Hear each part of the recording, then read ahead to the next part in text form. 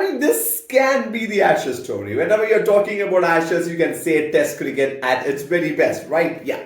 So what we'll do is we'll break today's day two of the first Ashes Test of 2023 into five stories, and we have a bonus story which is kind of interesting. So at the end of day, Australians were 311 for five, and they're trailing the English side by 82 runs. So that's the entirety if you're putting in one line.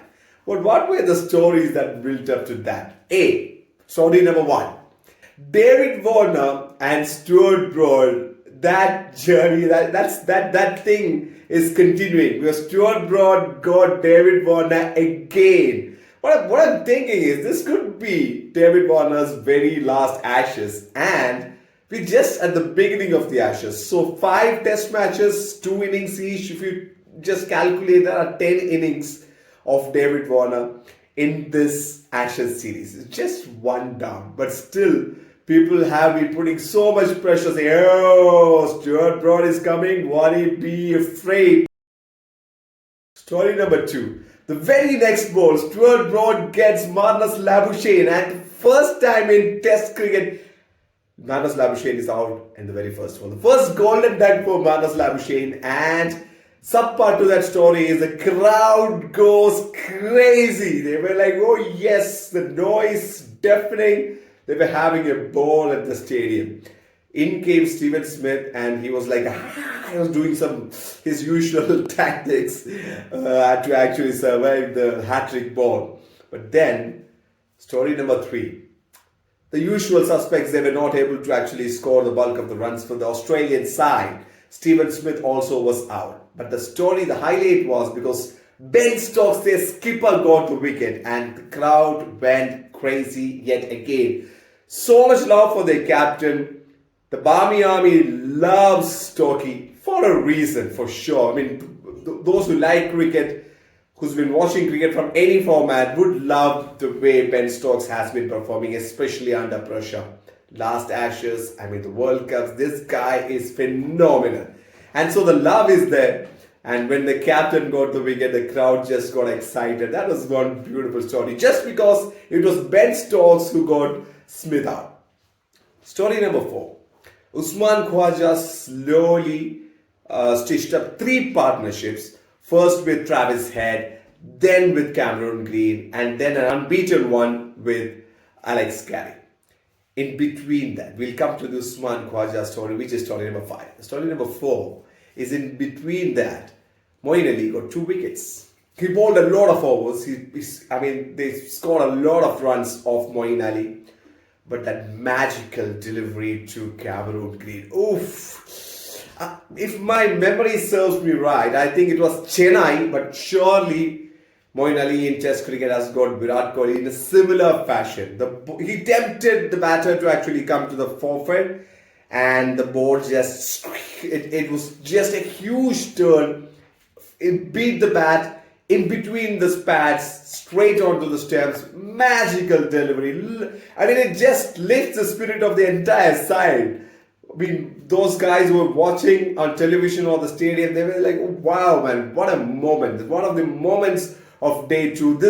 That particular wicket will be celebrated, trust me. That's a beautiful ball. But remember, that's just day two. And imagine what will happen in day 3, 4 and 5 if that kind of turn can be extracted. Yes, Moeen Ali can at times get that kind of turn, but Australians have a better spinner in Nathan Lyon. This is going to be a good fun battle, I'm sure. Let's talk about story number 5. I think this is the story of the day. Usman Khawaja, after 2022, Usman Khawaja has scored the maximum number of centuries in Test cricket. He's been doing that consistently. But there's one criticism that he's not scoring runs in UK. And some big names around him, they were, the top players in international cricket, they were losing their wickets. Then this guy just made sure that he's not losing his cool, losing his concentration. The only moment we saw him like, what? Yeah, that was one no ball, and we'll keep that aside.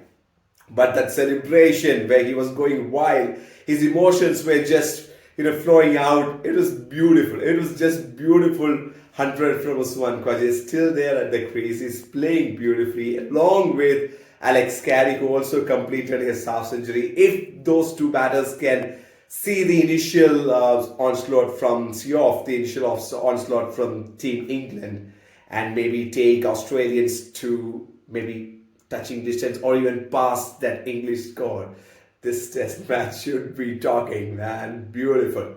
Now let's talk about that bonus story. The bonus story is that the English team and the crowd were pumped and they were making so much noise and it was so much fun.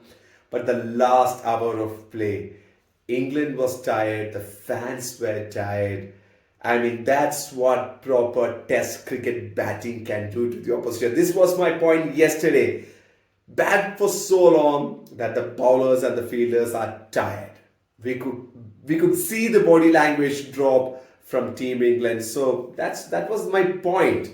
Baseball is not the end all of cricket. Yes, revolutionizing red ball is very important, but this is not one format or one philosophy which cannot be defeated. It can be tackled, it can be countered. Let's see how the Australians do it. For now, we are enjoying all the stories that's coming out of Ashes. Looking forward to a great day, another great day of Test cricket. Day 2 tomorrow.